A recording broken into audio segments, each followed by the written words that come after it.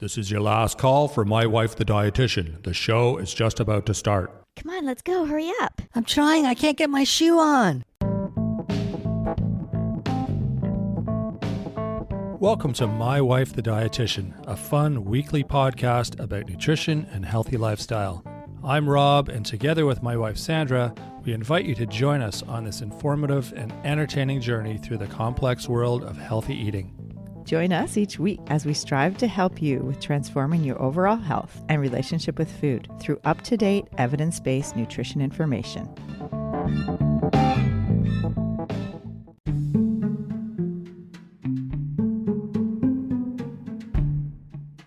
The first 1,000 days, conception to a child's second birthday, is a unique window of opportunity to shape a child's future health.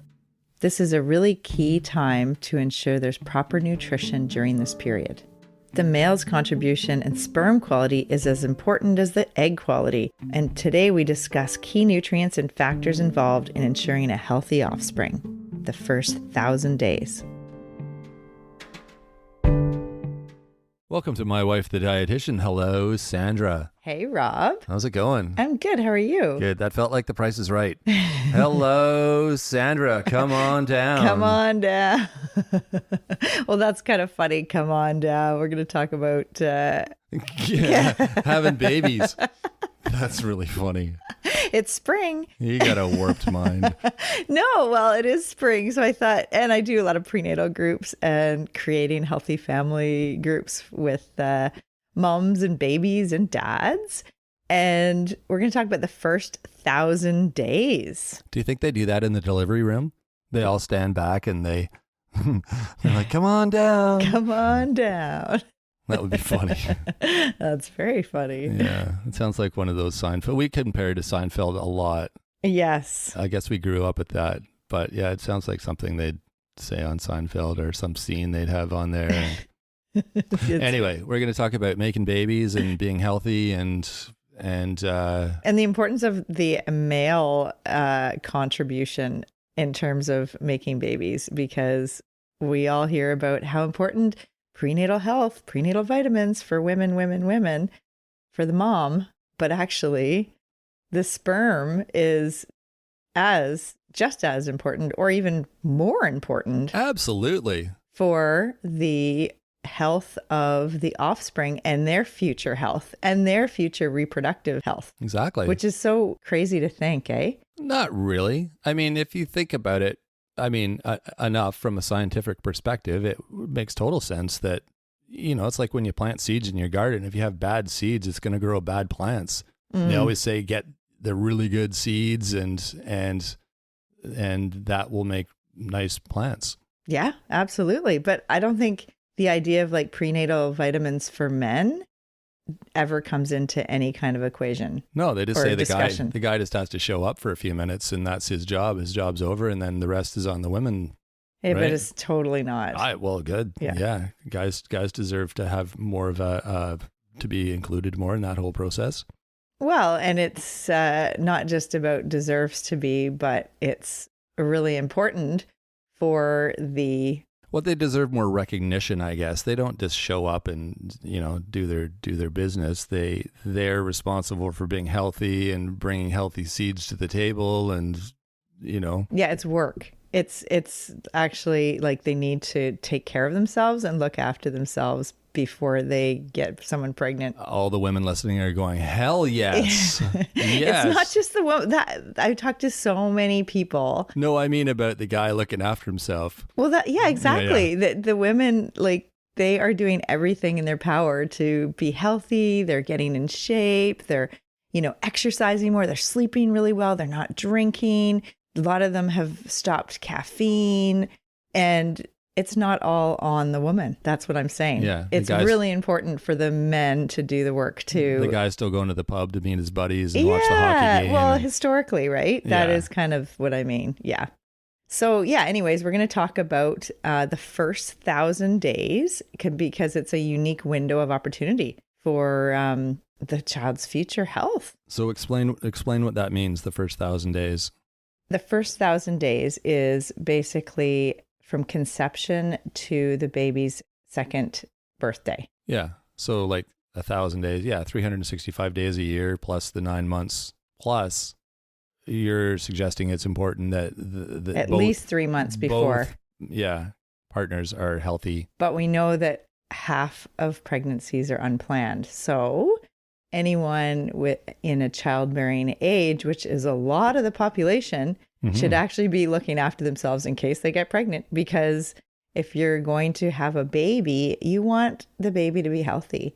And there's the DOHAD theory, which is the developmental origins of health and disease. And it's the idea that nutrition is crucial for building healthy babies. Nutrition. Yeah, of course. Yeah. So it's actually one of the most researched areas of nutrition in all the life stages is prenatal and conception. And yeah. You're right, though. I mean, I don't think it's something a lot of people consider unless they're like truly planning. And then it's usually the woman that's looking after herself and thinking about the health. Yeah. And yeah, but the health of the sperm is really critical. Yeah, it really is. And so it's essential that people look after themselves for many different reasons for the physical and mental health of the offspring. And it actually affects the reproductive health of the offspring. Oh, really? Yeah. Huh. So your child's reproductive health. Oh, interesting. And I presume you're going to give us some tips on what specific things we need to look after in our diet to ensure healthy sperm and healthy eggs in the woman. And yeah, well, the woman is born with her eggs, right? And sperm, the man has opportunity to improve his health of his sperm every 3 months. You're developing new sperm, but a woman has her eggs when she's born. Okay, so where do you want to start then? Well, I want to talk about 4 aspects of optimal growth and development that can happen with nutrition. Like through nutrition? Yeah. Yeah, okay. Nutritional and lifestyle factors. And are we focusing on men then primarily here? No, we're focusing on the child's future health. Okay. So, as I mentioned, ensuring proper nutrition is critical during this period. And the reason why is because it affects the health of the sperm and the egg, affect the future health of the baby and their health long term. So their risk of obesity, their risk of heart disease, their risk of diabetes. So all that is almost predetermined by the quality of the sperm and egg. Wow. I know. Yeah, wow. So it's actually like a public health. It could be more of a, public health driven initiative where there's more focus on like the male aspect of fertility. Yeah. Healthy swimmers.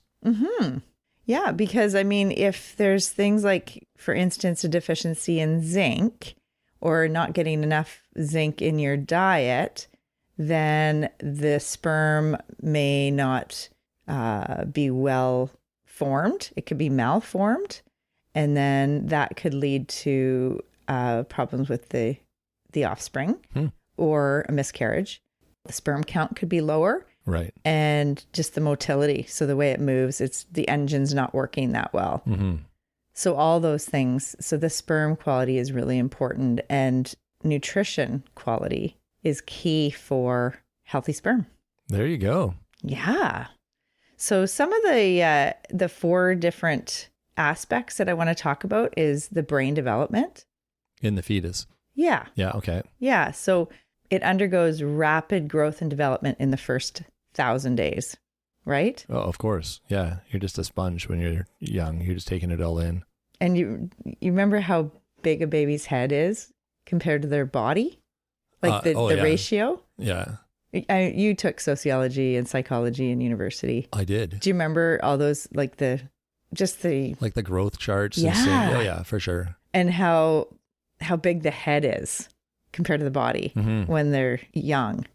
And then their brain grows so much and their body catches up. Yeah, exactly. So yeah, the rapid growth and development. And so some key nutrients for critical brain development is iron is really important. Okay. So to have enough iron and not be anemic, and folic acid is huge. You've probably heard about how many of the common foods in our diet have been supplemented with folic acid. So to help prevent the neural tube defects, spina bifida. Oh, right.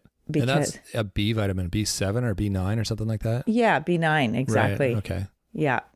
So, and that's now a lot of the grain products have folic acid. A lot of cereals have folic acid. Folic acid's in all of the multivitamins and definitely in the prenatal multivitamin. Yeah, right. And the prenatals also have a good amount of iron. And also another really important aspect is those... We're playing charades here. The DHA. You guys can't see. Sandra's doing her little symbols to me. What do you get in fish? Omega-3. Yeah, that's Yeah. right. So, and it's like the DHA, omega-3 fatty acid that is really critical for brain development. Right. And this is, I just want to clarify, you're talking about both partners, both the man and the woman eating these things and keeping their diet healthy with this stuff. Right. So the first 1,000 days. So, I mean, obviously the man, once the child is conceived, Yes. the man's diet is not as relevant, obviously, because the child is now inside the woman, the fetus rather. And so, yeah, the man is important up until conception, and then supporting his lovely wife or partner, the mother of his child, after, to make sure she stays healthy. Sure. In theory, yes, the foundational aspects of building that home or building that baby is done. But then you think of, if you have a super picky dad who is at the dinner table with the child, that's going to influence what the child eats and right. their nutrition. Right. After the child's born, of course. Yeah. Yeah. Yeah. Okay. So that's a different, we're going on a tangent there. I know. I'm just trying to get this all straight in my head. Yeah. So again, the first 1,000 days is from conception to the child's second birthday. And it's called DOHAD, is the developmental origins of health and disease, and how critical nutrition is in that period. Gotcha. And that it's been studied quite extensively. And also the theory goes that the environmental exposures during this period of in utero can permanently affect or influence the health and development of disease in later life. Yeah. Interesting. Hey? Mm-hmm. Yeah. Wow.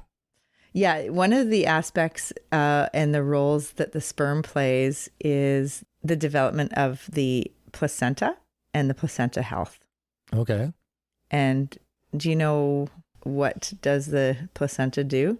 It's like the lifeline for the fetus, isn't it? Yeah. So having good quality sperm is key for having a healthy placenta. That makes sense. And that's like you said, the food. Yeah. Yeah, it's nutrition. Yeah, exactly. Yeah. So interesting, eh? Now, the other aspect for men to consider, or the sperm donor, or the person who's has this offering the sperm for the equation, oxidation. So being exposed to environmental toxins is not good for sperm quality. Oh, okay. That obviously, right? Makes sense. Yeah. Yeah. I mean, it's not good for any aspect of your health. Yeah. So it's really critical for the sperm DNA, and it can reduce fertility.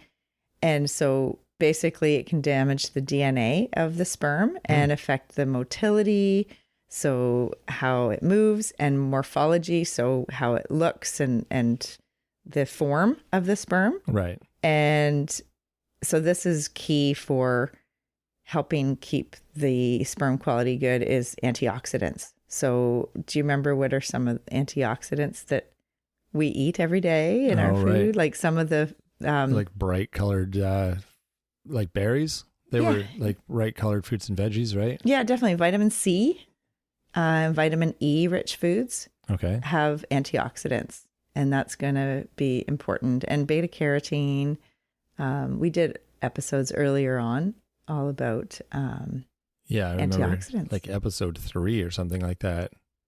We did. Yeah, I remember a full on discussion about that stuff. Episode 3, eating well to maintain a healthy immune system. Yeah, it was 3 and 4. It was kind of like a long one. A 2-part series. Mm-hmm. That's right. Exactly. I do remember that. Yeah. So okay. So we've talked about brain development. Physical growth is really important. So how the baby grows and their skeleton. And do you remember what is important for skeleton? Calcium, Yeah. right? Yes, exactly. And vitamin D. Oh, right. Vitamin D. The sunshine vitamin. That's right. Yeah, that's really key for, so the baby will grow their height, their weight, and get stronger. Mm-hmm. Bone development, and their skeleton, their teeth. And for that, protein's important, certain vitamins and minerals, as we mentioned, the vitamin D and calcium especially. And it's not just about taking supplements either, right? It's about... Well, ideally, yeah, you want to get things from your food. Yeah. And through your diet, through good, healthy food. Yeah. And one of the most researched diets is something we talked about last week was... Oh, the Mediterranean diet. Yeah. And eating that way can help give you all of the vitamins and minerals, the macronutrients, the fiber, the fluid, everything that your body needs to be healthy, to have healthy fertility. Yeah. It's called the baby making diet. Right. Yeah. In brackets. Brackets. Yeah. Mediterranean diet, AKA the baby making diet. Yeah. Keeping strong. Okay. Then third point. So the first one was brain development of the baby. Second one is physical growth. And third one is the immune system development. So this is to help protect the baby and help the baby develop its own immune system to reduce risk of infection and risk of illness and keeping strong as they grow. And so, we talked on episode 3 and 4 all about immune system. So that's key also for ensuring that the baby gets enough, and the nutrition included would be enough protein. Zinc is important for immune system. What foods are high in zinc? Fish. Well, all fish or some fish? Shellfish. All fish. Sandra's nodding. I don't know what she's nodding at. Fish. Yeah. Fish. Okay. Fish. Shellfish. Clams. Red meat or all meat. Yeah. Yeah, exactly. Nuts and seeds. Yeah, whole grains. And were there any vegetables that had zinc in them? I can't remember. I think I'm thinking of another mineral that was kind of surprised me that it was in a vegetable, but yeah, maybe not zinc. Calcium, maybe? Yeah, maybe it was calcium and broccoli. I think you're right. Well, because the minerals are in the soil, so whatever the soil's rich in is right, and transferred into the veggies. Yeah, so zinc-rich vegetables like peas, soybeans, and other legumes. Oh, there you go. They have some zinc. Yeah, Okay. Yeah, definitely. And also for the immune system, remember we talked about beta carotene, precursor to vitamin A. Yep. And vitamin C, the antioxidant. So those are really important also. And the last one is the long-term health, and the first 1,000 days of a child's life is critical for their long-term health. That's amazing. I know. It Yeah. reduces risk of obesity, of diabetes, of cardiovascular disease. We know that the average North American child has 73% of their calories come from ultra-processed foods. Wow. So this affects their later risk of obesity, disease, cardiovascular disease, and autoimmune conditions. It's really important. Yeah, no kidding. Holy. Yeah. So it's so easy just to give in to what our kids want, and reduce the battles at the dinner table. Yeah, you kind of think the priority is keeping the kids calm and getting through dinner and just give them what they want. And then that'll, ease the pain at dinner. But the nutritional quality of what you're eating is actually very important. But why? Why is it that important? Well, what we just talked about. Exactly. Yeah, exactly. No, Did I miss something? No, Okay. it's just, I'm trying to reinforce the idea because I think a lot of people just say, oh, they'll eat better when they grow up. Exactly. But Yeah. it's really important, like, especially, before their second birthday, there's more and more reports that young kids have fatty liver disease. Young kids are having cardiovascular disease, high cholesterol. This is a reflection of the quality of our diet and nutrition and maybe what families are eating. Yeah, exactly. And it's really important that we, have more vegetables and fruits in our diet, and we have whole grains and fish twice a week and beans and, 5 different colors of vegetables and fruits a day. And Yeah, and introducing that stuff when your kids are really young, I mean, that's so important, and it makes your life so much easier as they get older. If they're used to eating broccoli when they're 2 years old, it's not going to be an issue trying to feed them broccoli when they're older. yeah, you got it. And you know what? When the woman's pregnant and eating broccoli, for instance, and cabbage and other kind of sulfur containing foods that might be kind of bitter, that actually passes into the baby can taste that. Oh, really? Yeah. And that influences their acceptance, and it improves the acceptance of them eating it when they're little. Oh, interesting. Yeah, I know it's really cool, the science that's coming out. It's showing how important it is to expose kids to the diverse range of vegetables and fruits and whole grains and when they're young, because if you think of, say, for instance, this is a common thing too. A formula-fed baby, so only formula, which is the exactly same nutritional quality. The form you think of, exactly what you're getting. Yeah. Because it's formula. Sure. And then they go into the pouches, which is, exactly what you're buying because it's off the shelf and it's like peaches or whatever pouch food.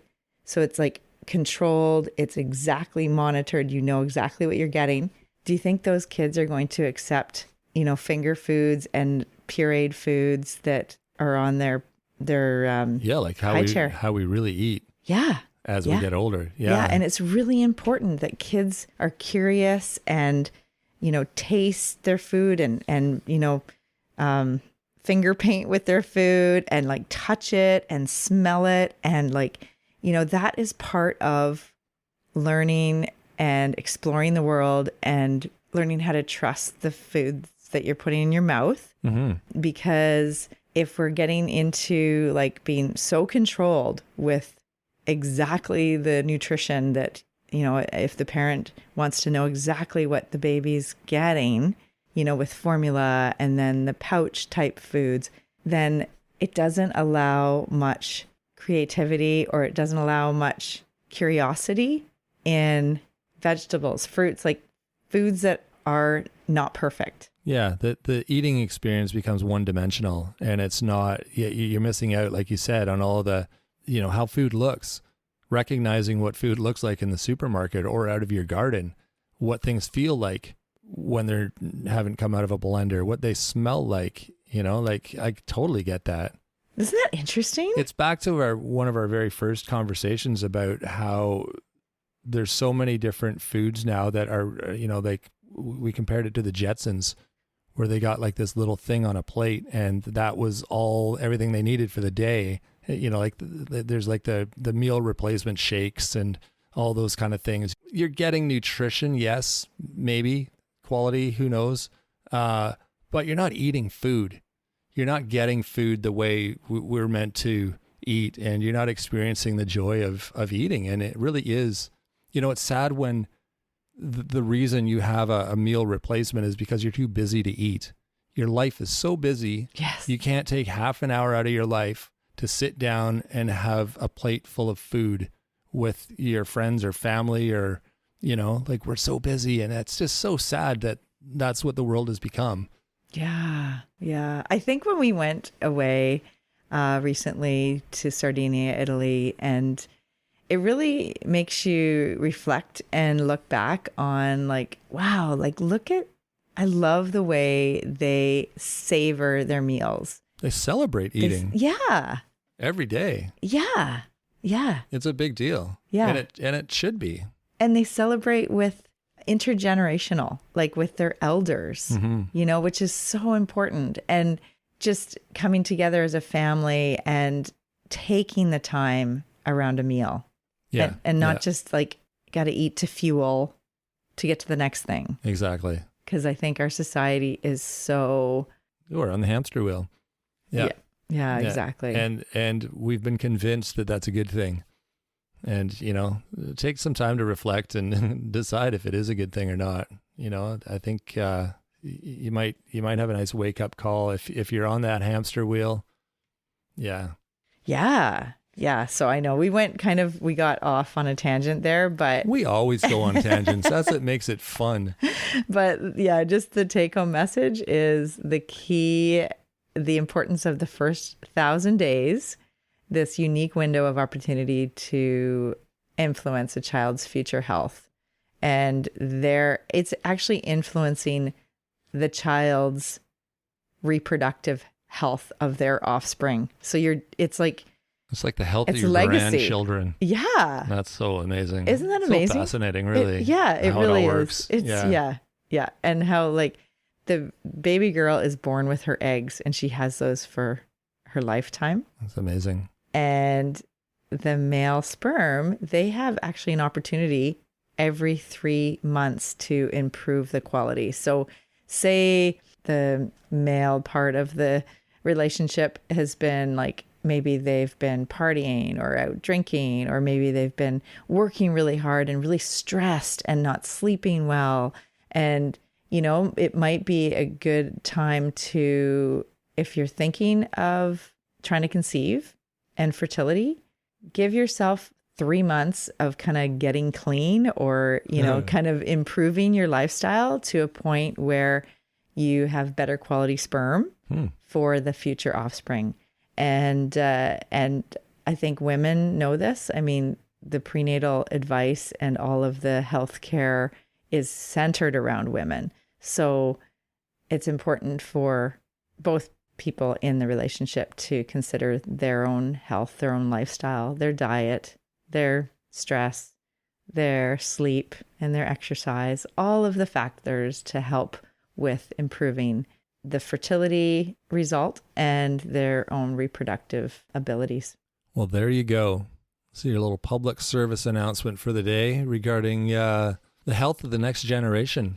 Yeah. As it were, I guess, hey? Yeah. And this should really be public health message, not just, you know, an individual's responsibility, because the way our lifestyle is in our modern society, it's hard to do this, right? Yeah.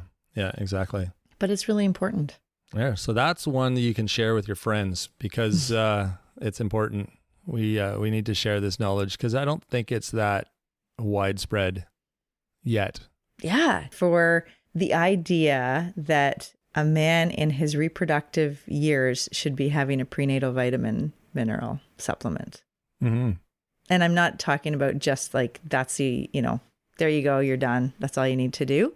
But yeah, look after yourself. Just the idea of it, right? Yeah. Because I think that's just mind-blowing for a lot of people. They're like, what? I thought they were for women. Yeah, they are, but it takes two to tango. Yeah, yeah. And two to make a healthy baby with a healthy outlook on their own health in the future. Exactly. Wow, that's been a philosophical discussion, eh? I was going to say, people will be like sitting down going, okay, and I had just processing everything we just said. Yeah, maybe listen to this one again and send it to any friends or family, or if you have anyone in your life that is trying to get pregnant, or if your older children are looking at if you're going to become a grandparent one day, or... Yeah, anyone who's in that realm, pass it along. Yeah. And partly it's like 50% of pregnancies are unplanned. So the fact that if it's an accident, you want it to be a healthy sperm and egg that come together, even if it's not planned. Yeah, exactly. There we are. All right. So there's something for you to mull over. Feel free to visit our website if you'd like more information about anything health and nutrition. We've got a ton of stuff on there. Just a library full of amazing articles and all sorts of things. So you can check that out. It's mywifethedietitian.com. We have a newsletter, a weekly newsletter that you can subscribe to as well on the website. There's updates in the newsletter. We do recipes every week, all sorts of tips and things like that. So that's a good thing to subscribe to. Yeah. And I love the fact that the recipes are so good because a lot of times Rob's testing them out in the kitchen first. And so I get to reap the benefits of tasting the guacamole or tasting the hummus or having this delicious gigante bean dish that's like a Greek extravaganza. It's so good. So it's great. It's so fun to have creativity in the kitchen, and it's really neat. You know, it is a good, it's almost a self-care activity. You know, when you have the ingredients, like you have the supplies, and you can maybe put on your music, or you can put on a podcast like this in your ears as you're cooking. And it's just fun. Like it's time to yourself, and you can just let the creative juices flow with putting food together to see how your family likes the taste. Yeah. It's like creating your own little experience in the kitchen. I agree. The music and glass of wine and just, yeah. Absolutely. Let her rip. Yeah. It's so fun.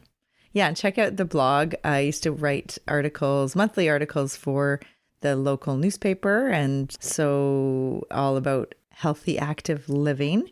And a lot of those articles are on there, and there's many other articles that are continuing to be added every month. And many of our guests who've been on the podcast have contributed articles, and they're on the blog. Exactly. And if there's something you'd like to know or like us to talk about on an episode, feel free to email us. We love hearing questions from listeners, hearing your comments. All that is welcome through our email. It's mywifetherd@gmail.com. We're also on social media, on YouTube and Facebook and Instagram. You can connect with us there as well, or just give us a like. That's super helpful as well. Something else that's helpful is rating and reviewing the show. It's just a quick little kind of giving us a 5-star would be nice rating, or if you're feeling a little wordy, you can write a little review about how much you love the show and how fun we are and how much you've learned. That helps other people decide if they want to listen to us or not. So all that is much appreciated. And that is it for this week. We appreciate you guys listening to us every week and showing up and supporting us. And we will be back on Wednesday with another installment of Nutrition Nuggets. So until then, have a great week, everyone. Awesome. Thanks, Rob. Thanks for joining us today on My Wife the Dietitian. If you like what you heard, don't be shy. Leave us a comment or review, and be sure to share our podcast with your friends. If you'd like to hear more, hit that subscribe button. You can also follow us on our social media pages for updates, episode trailers, and other odds and ends. For more info and links on what we discussed on today's episode, check the show notes. We'll be back next week with another informative and fun-filled episode.